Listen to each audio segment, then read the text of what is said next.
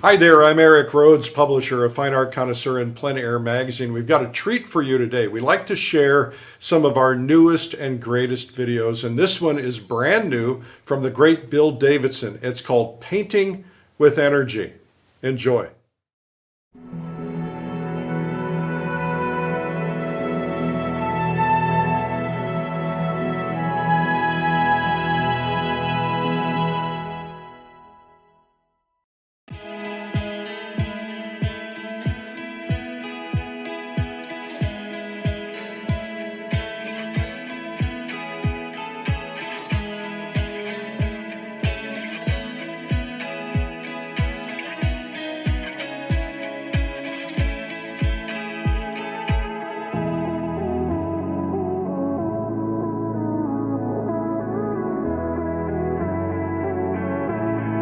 So hello folks, it's Bill Davidson, and so we're going to have a lot of fun in this video and we're going to learn a lot. So one of the things we're going to do is take you to a trip to the Italian Riviera, and from there we're going to really show you how to focus in and how to take a bad picture and how to make a good painting out of it by doing Imagineering. At first we're going to talk about how to set your mind correctly using neuroscience, and I'm going to give you some tips and techniques there, and don't ignore that part because it's really helpful. We just finished the SOAR workshop and it was really a lot of fun. We had a lot of people involved, and one of the educators came up with the term engaged learner. So if you can identify with some type of, that's what you want to be, say an engaged learner, and think about the 3 times or so that you have actually learned a lot and everything was flowing in your brain. So you can do that. The point of this video is to let you know that you can do it. So what you want to do is be able to get yourself used to that mode where you're right at the edge of your abilities. Now I find that most people push themselves way beyond what they think they can do. Remember, small incremental successes that you feel will start to make big progress for you. So one of the keys is how you feel. So think about the situation like this. How would I want to feel at the end of the day when I've been working on this? So the other thing to do is remember, if you've showed up and you've got a notebook and you're trying to learn and you're an engaged learner, what's going to happen is you're going to actually move towards that goal way faster. And so what you want to do is say to yourself, well, I'm closer to the finish line than I think. I'm almost 70% there. And really, most Americans don't really celebrate their successes. So no matter what you do, you want to be able to celebrate those. So as you're moving through, you keep building more optimism that you can do it. Now, this is absolutely critical to you because you're going to be pushing up to your limits. So what I want you to do is get your notebook out. They prove that for those people who identify, like say as an active learner, as an artist, whatever you identify yourself as, and you just identify yourself as having more abilities than you think you have. What that's going to do is allow you to move forward better. So they did an experiment one time, and they told these students who were average that as they went into their next year, they were going to be above average students because they'd run aptitude tests on them. Well, guess what happened? Those students did better than the other students, and all they did was set up their mind for them to actually think that they could do better. So as we get into this, I think you're going to enjoy it, and I think you need to set yourself up that way. One of the things is if you actually have a notebook and you jot these things down and you start thinking that way, it'll make you feel better. So one of the things that's also true is this. As the instructor here, what I'm going to do is I'm going to push you a little bit, and then you can push yourselves and follow through. One of the things that they say is an engaged learner is trying to learn, but at the same time, if the teacher comes by and doesn't let the engaged learner have some struggle to it, then they don't really learn as fast. So I'm going to give you keys to help you get engaged and for what you can look for. So one of the first things I'm going to talk about is how to see better. and using some technology, because if you can't see it, you can't paint it. Now look, let me tell you something. Pros can paint with any materials, they can paint with any colors, they can paint with any brushes, and they can probably paint with any canvases. And they know what they've been doing because they've been doing it, some of them do it intuitively now without even knowing the whys. I want to give you the whys so you can repeat the process, and I want to give you the steps that I think will help you see better.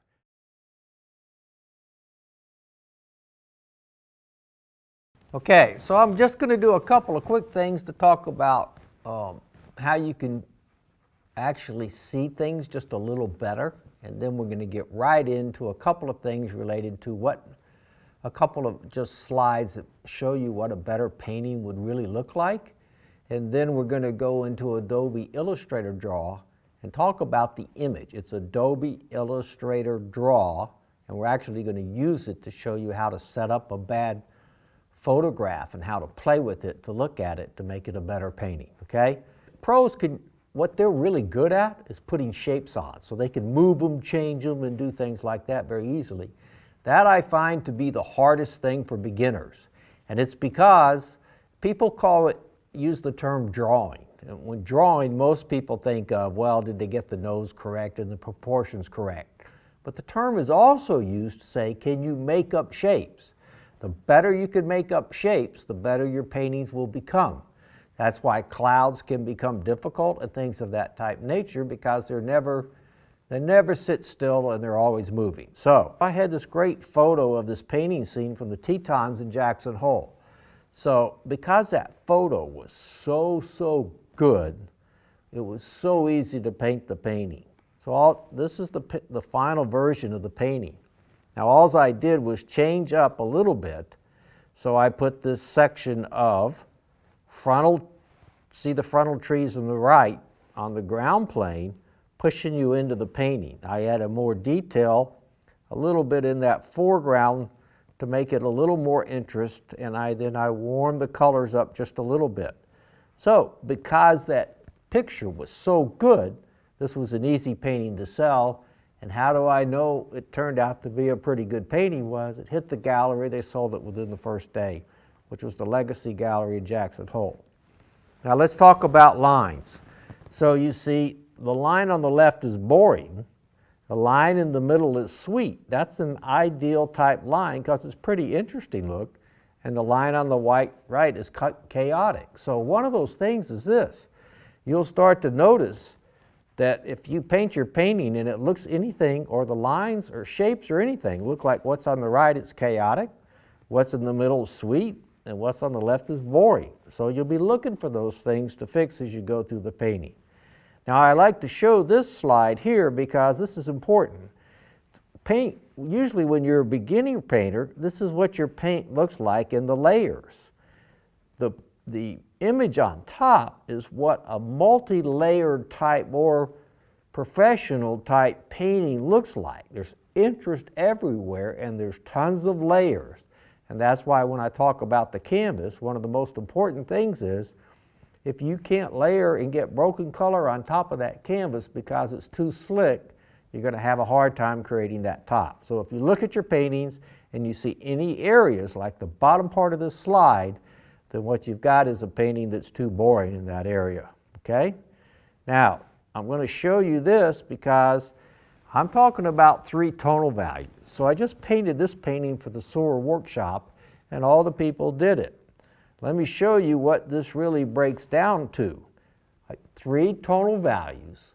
The largest one is 60% of the total. Then the next one is 60% of the remainder. So it works out to be one 60% or greater, the next one's probably 24% or greater, and the last one being 60%. In all type artwork, think in terms of 3s. There's even some books that say, go look at all the great paintings and you'll find out that they're set up in 3s. So this painting, that's what it looks like. A big light space, a medium value, and then a larger dark space. So the largest one in it is the white, lighter part of the canvas. Then there's the darker part of the canvas. each spacing, you'll just see the different sizes and shapes. So this is the image that we will be painting from. Now, I'm going to show you how to make this a little better image, to ignore certain things, and how to make it better. Now, as you see, I wanted to increase the light and the color, so when I increased the exposure, it blew out the sky. And I've also got to come in, and it's kind of boring because there's a lot of greenery and not enough of the buildings in it. Now, this is on the Italian Riviera near Santa Margherita. So I always take it into a grayscale. Now, this is the painting converted to the grayscale. So anytime I paint the painting, but you can see that I put in a lot more buildings and things of that type nature. Now, this is actually the painting that was done for the purpose of this video, and this will be the painting that we will be doing. Now, what I want to do is show you something like this. I'm going to load this up and play with it in Adobe Illustrator Draw and show you how you can learn shapes and values just by dealing with this painting. Here's another one where I played with the painting a little bit and I changed the value in the foreground water because I thought it may look a little bit better if it was a little bit lighter.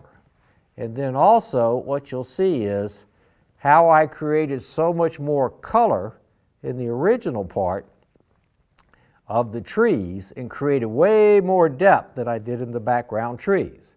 Now let me open up the image in Illustrator Draw, and I'm doing this on an iPad Pro, and you can do it on anything, but this will really help you learn to see. So there's Adobe Illustrator Draw. Now let's take the image, which I converted into a black and white, okay? So what I've done is, there's all kinds of internet, YouTube things on how to work this and how to play with it. So what I've done is, and you'll be able to match up the image to my original photo. So I can go in, I can pick any brush I want. Let's say I pick this brush right here, I hit it. Up here, if I move it up and down, is my brush size, okay? Let's get it about there, maybe a little larger. Here's the opacity. So I can go down, it gets stronger or less. Now this is my coloration. So what I want to do is, I want to show you by moving this over here and getting it on a point, I can show you that picks up that color or value back there, see?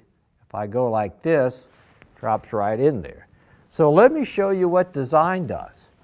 So what happens is, if you're sitting at home and you go, well, I don't know, maybe I want to do this, maybe I want to do that. The pros know what to add. The key is, wherever a value breaks, like where this tree line meets those mountains in the sky, what happens is, that is where a value shift is changed in a big shape. So what I'll do is, I'll come back in and go, well, what happens if this tree line's not as interesting? Would it look better if I get that tree down here and then kind of get it out and just get all the trees like that from going up, and then maybe come in again, go over here, take the mountain value now and get rid of the mountain and get the mountain to do something like this. And so I can play with all the lines, and clearly, in my mind, that doesn't look near as good. So, when you're looking at your painting, look at all the lines where all the big values meet, like that tree line, then the mountain line to the sky. So I go, wow, that just doesn't look anywhere near as good. So by raising that tree line up, now I can go back and look at it again just to show you what happens. So I hit these and I erase all that and I'm back to where I was, okay? So it looks a little better. Now what I did was, I will go back in here and go, can I create more depth in my painting?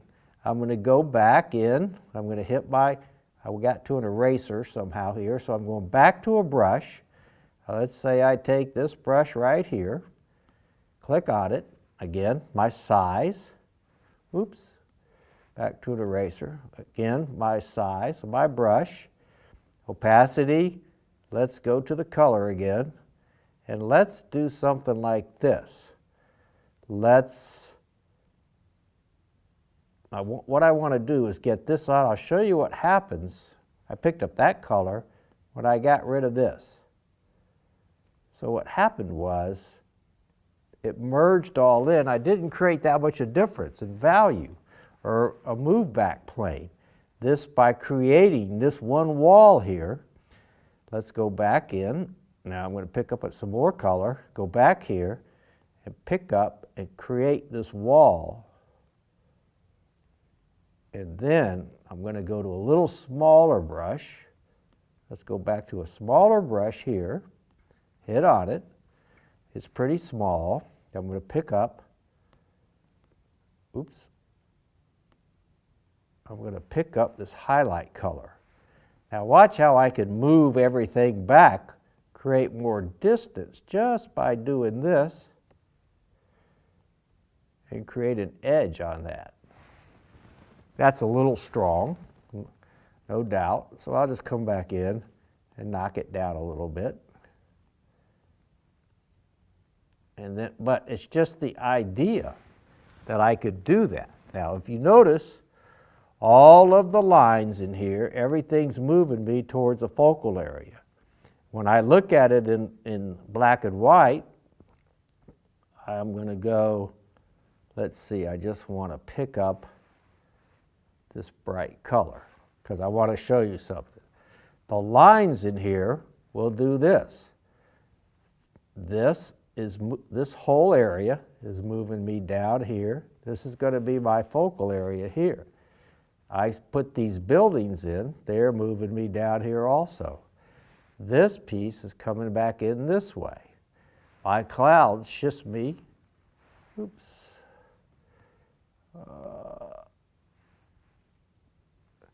my cloud up here shifts me down into here, which catches this tree line, which runs me right back down into my focal area. Even this tree line runs me back down into my focal area, and this runs me right into my focal area. So what I've done is, and I'm going to play with it because I may sit here and go, well, is this all I need? What if I put a few boats in, okay? Maybe one right back here, one back here. Does that help my painting? If it doesn't, I'll just erase them and take them out. And what you'll see is this. There's a bad line.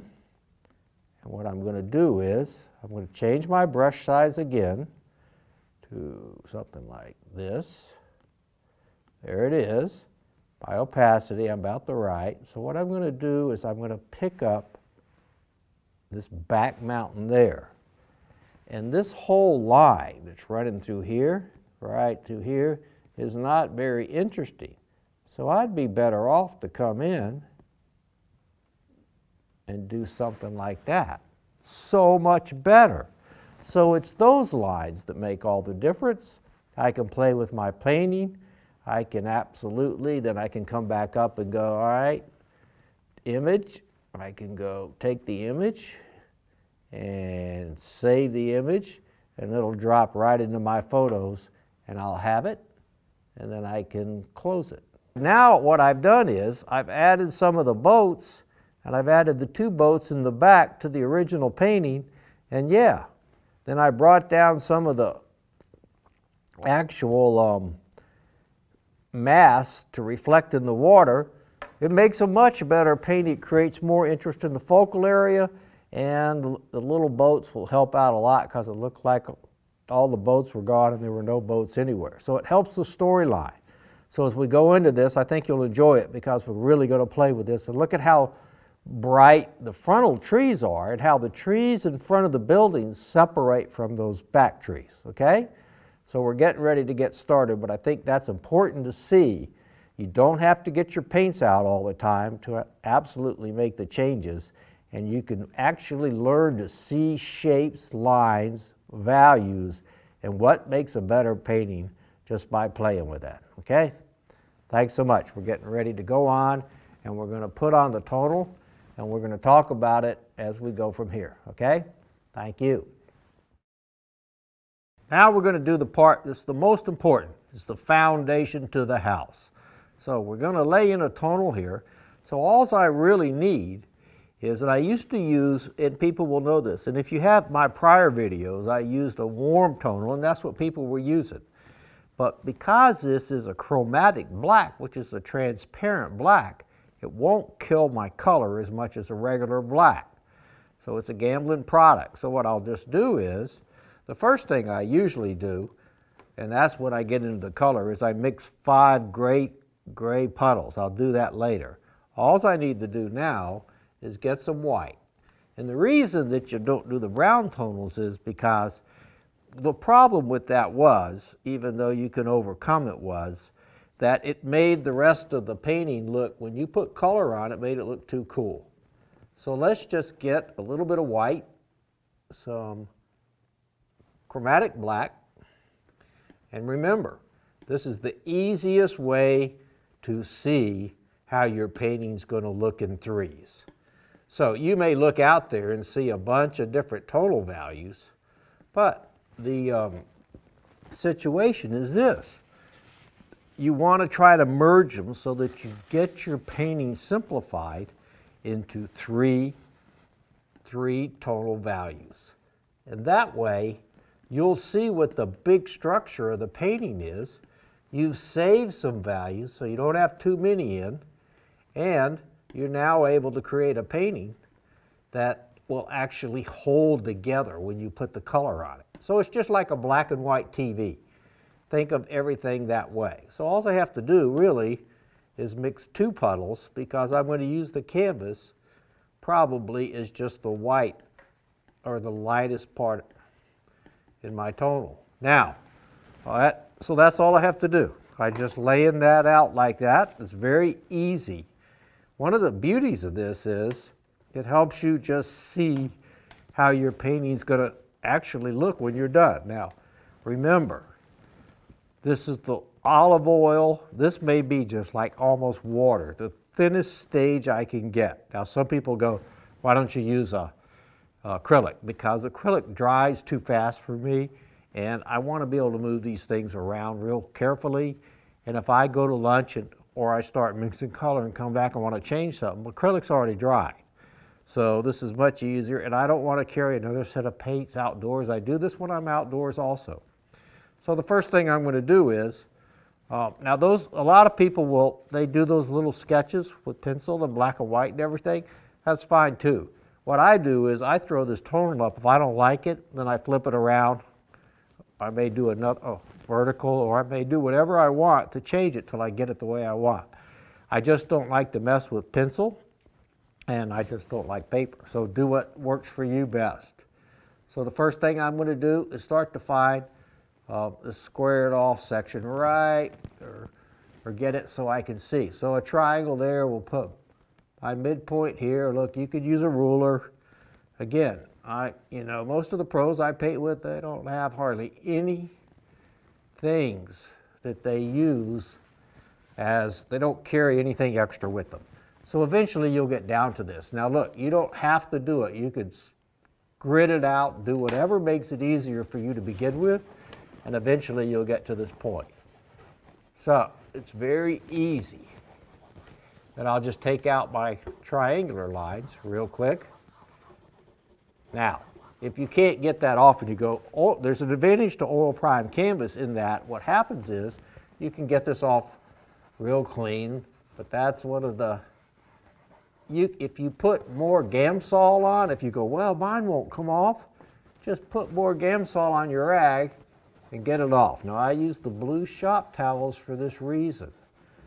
They don't leave lint on. Viva used not to, but they've changed what they do. Okay, so I'm all set. I got my spaces, and this is kind of funny because I thought about this while I was teaching the SOAR workshop. Your goal, it's real easy to design if you think like this. Okay, now you can look up design books and do all kinds of other designs. The sweet spots, there, there, there, and there. So what you need is a focal area. Right off the bat, you want to determine where that is. My focal area here is in here. Okay, I have a secondary point of interest up here, another building up there, okay? And then I threw some clouds and a little bit of sky up in this area, a third point of interest. So what I want is a path, okay? My path's going to kind of come in like this. You create a path in your painting, right into there, okay? And then I'm going to have all these directional lines leading me back down to my focal area. So if I don't describe my focal area, how do I know how to move all these lines to where I'm headed? So this is moving me in. My trees and other things are moving me over here. My mountain throws me into my tree line, and my tree line moves me back down there. So I have a path all throughout my painting, and I also have a secondary point of interest and a third point of interest and a primary point of interest, my focal area.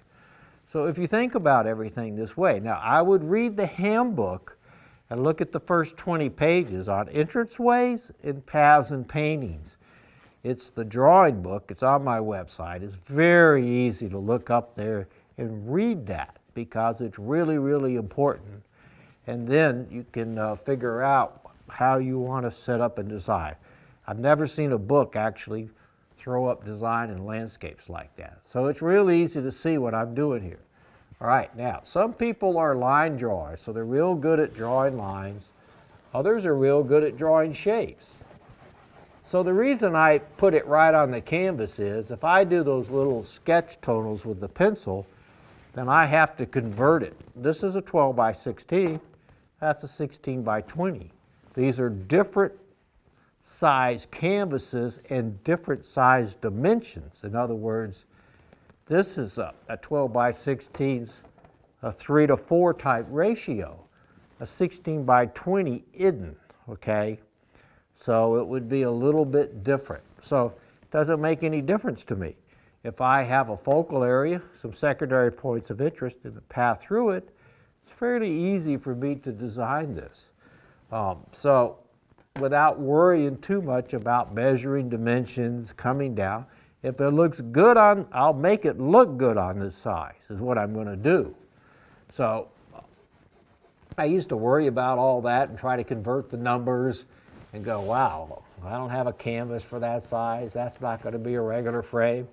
Just get it on here and make it look good. Okay, now I'm making sure this stuff's really light. Okay, so the first thing I'm going to do is I may throw on just a couple little lines just to see. That's too thick. One of the biggest mistakes people make is to go too thick too soon.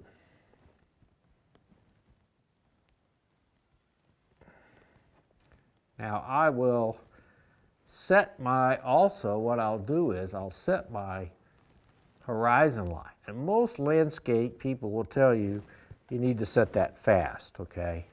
And so it's probably in here. Now I don't have a graph on my painting and I don't really care. I just know it's under halfway, okay? So that's probably, once again, I'm getting a little too thick. So some people come in and they start doing these little lines so they can see where everything goes, okay? And that way they kind of get a feel for how they're going to set up their painting. And they may come in and go, well, then that's about here. Okay, so you can do things like that. For me, once I get something like that going, what I'll do is I'll start to throw in my big shape values, because that makes it real easy. Okay, so my background, my lit part is almost always my sky. So if I drop down below that, more than likely that back mountains type stuff is in a mid-tone.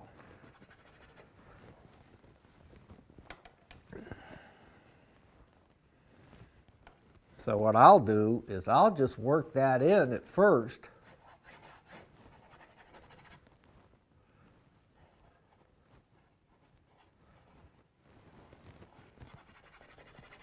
And you'll see how easy it is when you're working through this process just to kind of get it in.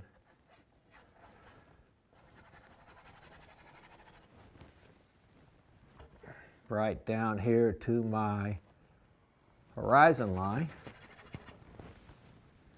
And then you go, wow, this is just too easy. That's how you want to be thinking. How easy can this get? Because the easier the setup, and because we don't have too many shapes to deal with, we want to get these big shapes. If you keep it simple, you'll understand exactly what you're doing.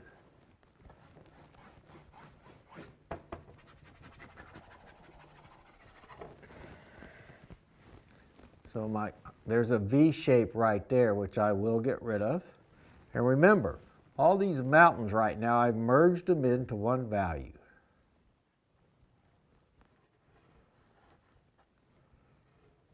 Also, in every design, you want you rolling into the painting.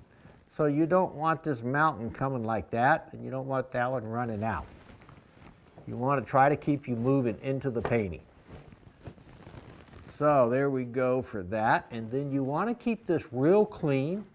You don't want any white in it. You want to see how solid your design or your, and I'm going to use the house all the time, your house plan is.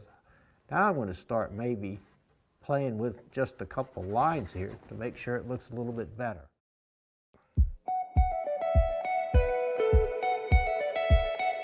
In this workshop, I'm going to be teaching you all kinds of things to help you become a pro and to be positive going into it. So think of the 3 times in your life when you were an excited learner. I remember those times, and write them down so that you remember them. So we're going to go into how to get your mindset to make it really proper and easy so that you feel fulfilled. And I'm going to give you some tips on how to see better, how to see your values better, how to mix your values better. There's some new techniques that I just came up with. We're also going to go into really how to actually play with your values, mix puddles, and mix a beautiful tonal. In addition, we're going to come in and we're going to give you 16 questions on how to finish the painting. I'm going to give you a format to try to help you to paint like a pro. And in this fun little Riviera painting, we're going to have all kinds of lessons talking about clumps of trees together, how to deal with them, how to deal with reflections, how to move mountains back, how to play with your edges, and really just how to set up a whole big of space from the front to the back, especially in a closed area. What I think that I can offer in this workshop, and I hope, my goal is to try to keep you excited and happy and enjoying it, and to also have all the latest neuroscience that I've researched so that you'll understand that how to really learn faster, how to set yourself to be happier so that you'll push through this and do way, way better. So that's part of it. Then I'm going to really teach you how to see better quickly. The more you can see, the better it's going to be for you and the quicker you'll grow. We'll also talk about values and shapes and how you can immediately become a better painter, especially if you're just beginning or are an intermediate. Then we're going to really go into the tonals on the value and how to use what a process that I call Imagineering, where you redesign from a bad photo. Because this photo wasn't great and I took it and Imagineered it and redesigned the entire painting so that it would look much better. Remember, it's about making a painting. I'll show you also about the process of mixing up some chromatic black with some white and setting up your value puddles and how to easily nail your values to your color so you can put it on the painting easily. We have a good time, so I like to have a good time. I take my art seriously, but I don't take myself too seriously, and I don't think you should either. So join me as we have fun and learn to paint like a pro on the Italian Riviera.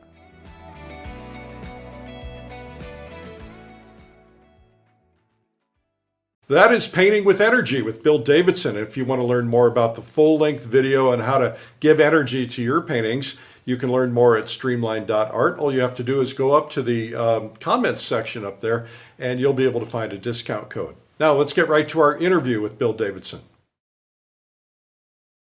I first started painting about 16, 17 years ago, and it was really kind of one of those things where I was ready to move on to something new. And so, really, I could match you painting for painting as being the worst painter that ever started.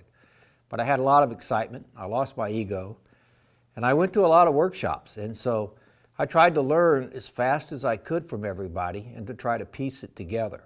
So it was an interesting growth period. At first, I wasn't very good, and I didn't understand why, but I kept staying with it because I had a lot of enthusiasm for it. And I learned that if I kept my passion way ahead of my work, then I would stay with it and I'd keep going. It's kind of like Winston Churchill said. One of the keys to success is to have enthusiasm going after defeat from defeat. But if I think what happened is, and I started to really go to the workshops and really try to learn, and I learned to zip my mouth and not try to have answers, because I learned that I was at the workshop for a reason. The workshop teacher was better than me, and I didn't need to be justified of doing what I was doing. So anyway, because I was so excited about it, I stayed with it, and I started entering local competitions, and then I got in a gallery or two, and then I wanted to see how I did on the national level, so I entered like Oil Painters of America. And so once I started getting into those shows and everything, it really got to be where I felt like I was on a national level, so I entered some national things, and I kept going and growing, and I would still go to workshops and still try to learn, read, watch videos, and do all kinds of things that way. And then I began teaching. So I think by now I've probably taught over 150 workshops, but it was kind of cool because even at that point I realized I didn't know what I was doing. I had a college professor audit 2 of them. I had a psychologist come in to tell me how to make sure I was how to properly handle the artist in my group. And so it started to grow and grow and grow. And after about 10 years, about 2 years ago, I decided, I probably needed to reinvent myself. So I've been working on new painting procedures and new things. I still every now and then will go to a workshop. I've watched a lot of videos. And during COVID, I did a tremendous amount of research. So I was able to actually figure out ways, I think, to simplify it. And that simplifications even helped me paint way, way better. And I really got into learning what hot spots do, where there's highly talented places where people come out that are really good. And so I started applying those techniques to me. And then I just talked about them in the SOAR workshop and in my latest video. I really got to get into them a lot in the SOAR workshop. And so it was really interesting to see how the people were reacting to it. I was able to break down some things, and I learned, if you sit around long enough, you come up with some simpler techniques and come up with some better ideas to make it easier on us. Look, if you're a pro and you've been painting 25, 30 years, you can do it, okay? You're intuitive with it, you know exactly what's going on. But for all of us that started later in life, we need a process, and we need to stay in the process. Because if we learn our basic skills, and I started applying that to these hot spots in the coaching they talk about. What's a soft skill? What's a hard skill? Practice the hard skill. And I learned to be real concise with my teaching, to give concise, direct language. I think part of it helped me that I was a trial lawyer before, and my job was to take complicated matters, simplify it, and communicate. So one of the things I've always tried to figure out is, what's the whys? Why is a person doing the painting this way? And how do I do it? So I really looked at it a lot and started thinking about it. And the more I thought about it, the easier it became to explain it. And actually, in a way, COVID was very helpful to me to really reorganize all that, simplify it, and come up with some new processes to try to help people paint like a pro. And you can help people actually get better immediately. And so those type things, I don't know why, but it's really intriguing to me. I read all the time, I guess because I was a lawyer, and I did a lot of research on this. So it's all about, I got into the attitude, the neuroscience of what high performers do, and tried to apply that to the art process. So from here, it's a great thing now. I feel better about the techniques, and we all grow. So 6 months from now, hopefully I'll have some new ideas that'll simplify it and make it even better. I can tell that they're better because I can already tell that I'm improving faster and quicker. And my whole idea was I couldn't wait for, I didn't have a lifetime left to really do it. So you can do it in less than 10,000 hours with the right processes. So it got really interesting for me. And now I'm not, now I don't really enter any competitions anymore. I don't, I'm just moving out on my own. I'm not, groups. I just want to move on and do my own thing, and it's enjoyable for me. My style of painting, I think, and it's evolved. I used to put it on and leave it alone as I was taught, or tried to anyway. But I got really interested in, when I was looking at paintings, and how to make them more energetic and more expressive. Now, I know that term energetic, people go, what does it mean? Well, it's like nice, loose, moving brush strokes that have been adjusted. And so they have an energy to them where it looked like you had fun painting the painting. And because it's oil paint, it's textured. And by actually doing that, I couldn't figure out why people were more attracted to them. But when I started doing that and painting right on the painting and looking for happy accidents and starting increasing the textures and things of that type nature, and painting without just putting it on and leaving it alone, I started selling way more paintings. And there's a funny thing. Einstein said energy is everything.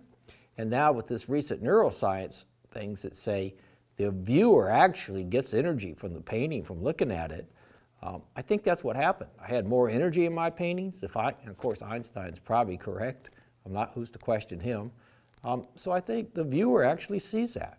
So I find them I like to have a lot of strokes. I like for somebody to walk up to the painting, look at it a foot away, and not be able to discern anything.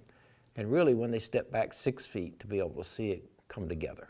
The question about what makes you different from what other artists is really, I don't know. Sometimes I feel that's best for other people to describe because of this. Robert Onrai said, set yourself free and your originality will come to you. So what I've tried to do is set up a process where initially I stay in control, and then I let myself really break out and go freer, except, in even the Imagineering part of it. So, it's kind of interesting. People say, you won't know your style, but everybody else will start to see it. And so it's one of those things where I know, you have to listen to other people to figure out what that is. So I'll get comments like, I love your brush work, I love the energy, I love the way it looks. It doesn't look like it's real tightly rendered or anything like that. So as long as I try to put emotion and expression into it, but I kind of let everybody else try to take the description of really how am I different. But I know because people will go, I can spot your paintings anywhere. I know exactly what your brushwork looks like. That's enough said for me. I don't really want to try to define it myself. So the question about whether do you have a secret sauce or a special power or anything like that, I don't give up. And the reason I don't give up is this. I try to stay optimistic. I have learned that to really enjoy the process and the journey is part of it. And so it always keeps me moving forward and trying and learning, trying to be an excited and an engaged learner. So I like to sit around and figure it out. Maybe there's a sauce in who knows what that is, but the sauce really comes from inside, and it's more when you get up in the morning, can you find meaning in your work? And that's a choice. I know I love certain things. I love big landscapes. I love the fall season. I love yellow trees. I love big mountains. I love streams. Whenever I'm outside, I love to be outside and doing that plein air painting. Is there an ideal scene? I don't want to become a one-trick pony. I don't want to just paint sunsets. I don't want to just paint skies. I like all kinds of landscapes. I want to try to create some beauty. we took, I bet I taught 12 workshops in Europe, all over France and Italy. And I mean, it's just exciting. You go over there, you see those beautiful buildings. You go up to the Tetons. I painted for Legacy Gallery in Jackson Hole up there. And, you know, the more I painted the Tetons, the more I loved them. So, you know, finding the ideal scene, you probably never do. So what you have to do is reimagine all the shapes. As long as you get your inspiration, and one of the best lines I ever heard was, find what you love to paint and paint it the way you'd love for it to look. Inspiration's a great thing. So how do I stay inspired? I'm always looking for something that really ignites me. Now, one of the things that everybody will tell you is you have to tie a feeling to a thought. So if I get up in the morning and I don't know what I'm going to paint, I'm going to look at it, and the first thing you have to be is highly aware. What's turning me on and what's turning me on the most? And that starts to inspire you. And you have to remember this. You have to celebrate your successes, and when you step up there, you have to go, I've got a good shot at making this a success. Simply because you go back and look at your past successes and you go, I'm a learner and I'm optimistic about it and I'm an engaged learner, so I'll eventually learn how to do it even if it's harder. The first time I painted the Tetons, it was a national disaster. So by staying inspired, I think it's very important to celebrate it. They say you can only work 4.5 hours a day of real deep thought. So if I get tired, I take a break. If it turns into a grind, I think it shows in your painting. Some people love to just stay in there and they enjoy that. I need my breaks, I need to go outside. So staying inspired is one of those things that I want to feel happy every day. And I know that's a choice. So when I get up, and some days it's easier than others, I know it. But I'll look for what makes me feel optimistic. I'll look for what inspires me, and I'll try to get that feeling of what it really feels like to feel good at the end of the day, and what it's going to feel like to feel good at the end of a life if I did whatever I chose to do, and I chose to do it well. There's a great thing by John Wooten about the basketball people. One of the cool things is this. If you learn to love what you're doing, and you learn to love the practice of it, that's when you get better. It's not about the results. So your goals have to be self-concordant. In other words, they can't be, I want to paint 10 paintings and win this award and sell this amount in sales. You can have part of that, sure. Part of that's money-oriented, but as long as it's 51 or 52%, I want to do the best I can do, not leave anything on the table, and not take myself too seriously when I get in there. Do take my art seriously. So it inspires me to go to beautiful areas and to look at them and to be around the other artists and to see beautiful artwork. It's just incredible to go into beautiful galleries. And, you know, being around other artists that are positive, they say you're the sum of the happiness of the 5 people closest to you. So you better choose your friends wisely. They need to be very happy, and the happier they are, they'll help raise your level. So one of the things that I like about inspiring other people is, that's why I'm so involved in the research of neuroscience that has to deal with how do you first make yourself feel better about it? How do you get optimistic? How do you then be able to turn that over to other people and inspire that into other people? You make it easier, you tell them you could do it. I think my teaching's been just a great source of joy, because I've met so many people. I've got so many students now that are just pro painters, and we see each other and we talk, and so it's just one of those things, and the community gets bigger and bigger. So one of the things I've always wanted to do was to go, you know, Bill made it easier for me to paint, and he inspired me to keep painting. And the other night we were on the SOAR cocktail hour at the end of the last day. It was great to hear people going, oh, wow, what that did for me and stuff. So that's probably the best feeling you could get if you're going to be dealing with this, and feels really good. And, you know, it's just because we put in the effort. We had 7 or 8 great technicians here. We were filming. There were cameras everywhere, and it was a 4-day long, long days and probably 6 hours of research going into it. But at the end, it felt really, really good. And I got to tell you this, don't be a loner. When you go, they did this study at Harvard. It's really interesting that the people that were freshmen in the Harvard Law School that went in the library and became loners and thought they could do it did worse than the people that were together. So that was a great thing. There were 7 or 8 of us in here working. I'd worked on it for 6 months beforehand to get it ready. And what was really cool was when we were doing that, I usually go, okay, I'm done. I need to get out of here. I'm tired. I got to get ready for tomorrow.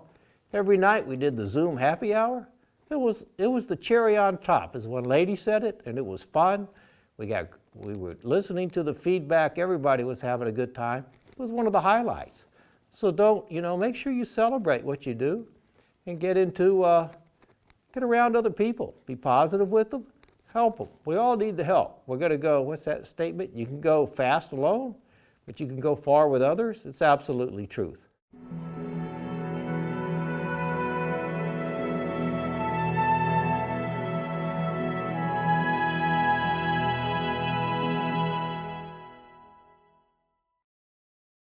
Well, that is Bill Davidson, and it's called Painting with Energy. You can learn more about it at streamline.art, and there's a discount code for you up in the comments section. Make sure you take advantage of that. Thank you for watching today. I'm Eric Rhodes.